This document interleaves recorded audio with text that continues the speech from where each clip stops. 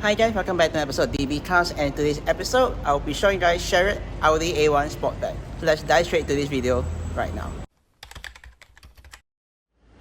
Alright then, so here is guys the Audi A1 Sportback from Shariot itself. So let me just show you guys the damages for this vehicle itself before I show you guys the trunk space as well as the interior itself. So starting out with the outside car itself, on the driver's side, there isn't any obvious damage which I can notice for this vehicle, which is a good thing.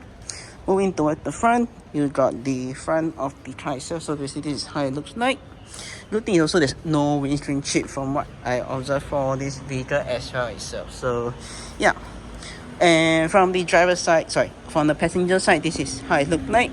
Overall, I would say it's still fairly well maintained despite its age itself. So yeah, but rear also no obvious damage from what I can see itself. So yeah, if you guys want to check out the generation after this A1 itself, I'll drop it at the end of this video itself, so definitely do check out that video itself. So yeah, but for time being now, let me just show you guys the trunk space for the A1, which you can access it via right down below the Audi emblem. Just press on that and just lift the tailgate up.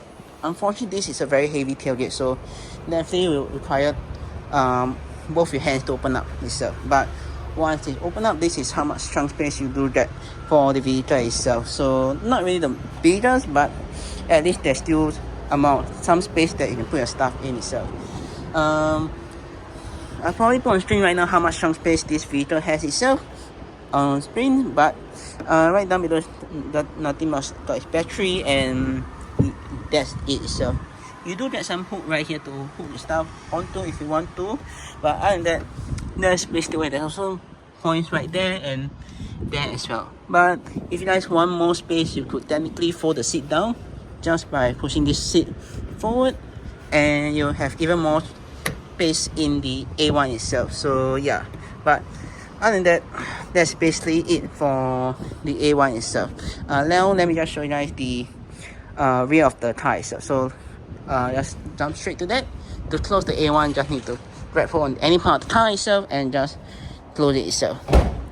So yeah, that's basically it itself. And if you're wondering where the fuel door is on the vehicle, it is on the right hand side, just right behind the driver itself. To access it, just need to press on the car and open up, and you're able to access the fuel tank itself. So yeah. Alright then, now let me just show you guys the rear of the Audi A1 itself. So stepping right into the rear itself, this is basically what you're being greeted with itself. Not really the most itself lah.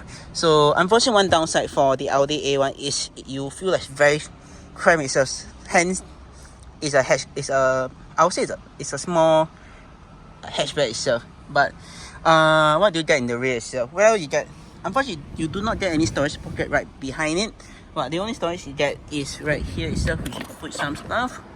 You also got window switches to roll down the windows, and your door handle to get out of the car itself.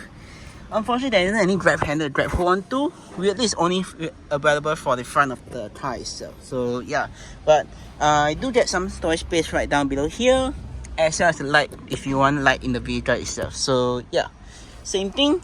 Only thing is you also could adjust your headrest by pressing this button right down below here itself. But other than that, there isn't really much to show about this vehicle itself lah. So yeah, but based off the current last driver sitting position, this is how much space I have in the rear of the Audi A1. About, I'll say, a fist and 2 fingers of legroom space wise. Headroom wise also not too bad. The only issue I have for this vehicle is headroom wise is about, I'll say, about 4 fingers. Yeah, about 4 fingers of headroom space wise. But the main issue for this A1 is you have to be careful when you're stepping out into the car, because like, I won't say it's almost like similar to the CLA, but if you're not cautious enough, you might hit the roof when you're stepping out of the car itself lah. Plus, yeah, I think that's the only issue I have for the A1 itself. You also got a hook right here to hook stuff if you want to, and the same for the other side itself. So yeah, Unfortunately, that is all I have to say for the rear of the A1 itself. So now let's jumping out is also another small thing, because if you have long legs like me or you're very tall, you might hit this part of the vehicle itself. So getting out of the car is a bit troublesome itself. So Yeah, now let's move on to the front of the car itself. So stepping right into the front of the car itself, this is what you're basically greeted with. The old format of Audi. Like I think the early is same. It's basically the interior is the front dashboard is almost similar to the A3 itself. So yeah, basically you got the same steering wheel, same gauges itself, and some of the components right here are almost similar as well itself. So yeah, but let's just start off with the storage space. So storage space itself, you got one storage space right down below here to put your stuff if you want to. Unfortunately, there's quite a lot of junk in it, so you can't really put any stuff in here itself. So yeah, moving on, you got some storage space right here to put your stuff if you want to. The 12-volt socket outlet right there. A very weirdly placed cup holder. I don't know why you put a cup holder here, because if you're not careful with it, you might hit the buttons right beneath itself. So yeah, you got just like that right here, and your traditional handbrake itself. If you want to, you could technically store the rear passenger storage area right behind it. If not, yeah, that's basically it for the storage space for this car wise itself. Moving along, you just got your traction control button as well as this rear defrost button right here. You got your AC controls with the temperature on the left, the fan speed right in the center, and you got your directional airflow right here itself. You also got turn on your AC right here with recirculation function in the car, front defrost, and auto climate itself. Moving on top, you got the Audi MMI system, basically for this infotainment screen itself with all the shortcut keys right here, and also got a DVD or CD thingy right here, and you can put your SD card right here itself. You got your radio switches right here if you want to tune the volume, and your FM AM radio tuner right here itself. So yeah, moving on top, you got your headlight button right here which you can press, as well as the stop start function right here itself. And you got your Audi MMI system right at the top itself. Technically, this is not like the A3 where it will pop up once the car will turn on. This technically you can just fold it down for a flasher look itself. So yeah.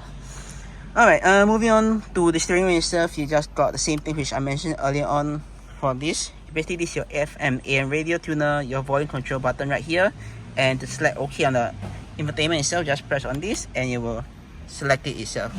And this right here is basically all the function you have for whatever that's saved in the infotainment itself. So yeah, on the right hand side, you just sorry, this is my apologies, this is basically for this screen right here, and this is for the Audi MMI system, and this is basically for the save function, and this is probably for that itself. So yeah, you got your voice command and other features right here.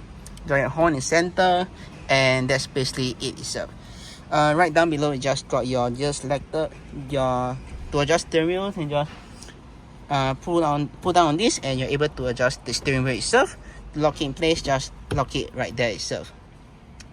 To adjust the seat, it's just basically right. Oh yeah, Audi, my bad. Audi is right here itself, right down beneath there itself. For to slide forward or back, to adjust the height is right here, and the angle is right back there itself. So yeah. Alright, now let's talk about the stops on the wheel itself. So the stops right here is you got your indicators up, down or up, turn left or right, flash high beams right here, and flash high beams right here. To activate high beam, just need to push forward itself. So yeah, for this, and on the other side you got wiper control. So basically this to adjust the front, one swipe for one swipe of the wipers, and all the way up for continuous swipe of the wipers. And you also can adjust the frequency right here for the rear wiper itself. So yeah, moving along, you just got your light control switches right here itself, which you can turn the knob itself, or you can set it in auto. When it's in a dark climate, it will just turn on itself. So yeah, right here itself, you got your instrument brightness, which you can adjust itself, and also got your fog light switch right here itself. So yeah.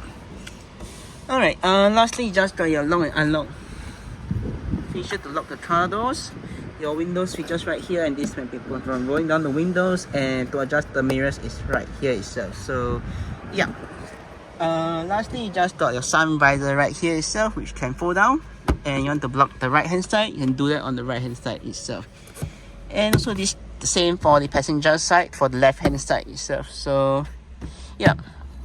And also it comes with a mirror, which is quite nice, but same thing as the Mazda 5 and the MG M4. It doesn't have a light, which I wish it comes with itself. So yeah, and that oh yeah, lastly also got this lights which can be turned on or turned off itself. So yeah, and that's basically it for this car wise. Let me just turn on and show you guys some of the function of the car itself. So one press of the this is operated by ignition key, but since it doesn't have it, just need to press on it one time to show the main power.